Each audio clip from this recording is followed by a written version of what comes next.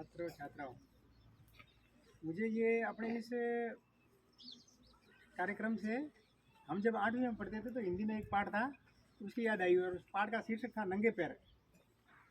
पाठ का शीर्षक था नंगे पैर।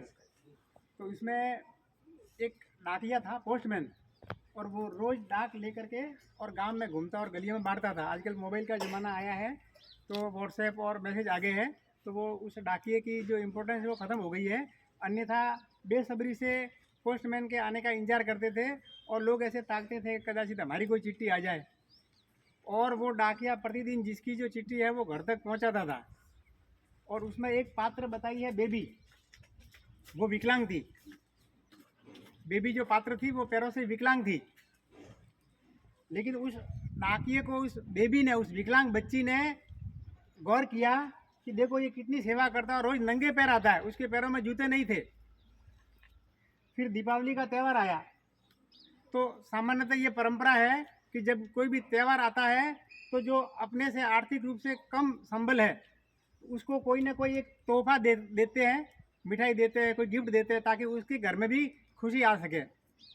दीपावली का दिन आया और बेबी है उस डाकिए का इंतजार कर रही थी, और उस डाकिए को उसने वो पैकेट पकड़ाया। वो डाकिया घर गया, पैकेट खोला, पैकेट के अंदर से जूते निकले। वो दूसरे दिन अपने पोस्ट ऑफिस गया और अपने अधिकारी को बोलता है कि साहब उस एरिया से मेरी बदली कर दीजिए। वो डाकिया क्या बोलता है कि साहब उस एरिया से मेरी बदली कर दीजिए। तो कि ऐसा क्यों, तुम लंबे समय से वहाँ तो सेवा कर रहे हो, वहाँ आपकी तारीफ है, वहाँ आपकी सेवा की सभी कद्र करते हैं। कि नहीं साहब, ये बात नहीं है। उस बच्ची ने मेरे नंगे पाँवों को देख करके मेरे लिए जूतियों की व्यवस्था करी, लेकिन मैं उसको पैर नहीं दे सकता। मेरे हाथ में नहीं है कि वो विकलांग बेबी है और उसको मैं पैर नहीं दे सकता। एक जो देने का जो भाव है किसी व्यक्ति को कितनी श्रद्धा पैदा कर सकता है, ये इसमें बात छिपी हुई है।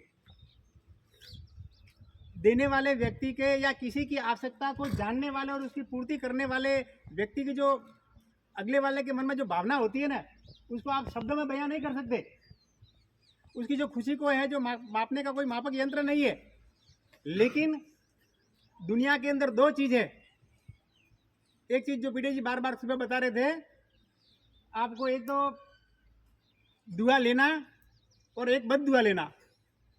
पुण्य करोगे तो दुआ मिलेगी, खराब काम करोगे तो बद दुआ मिलेगी। पुनः आपको स्मरण कराता हूँ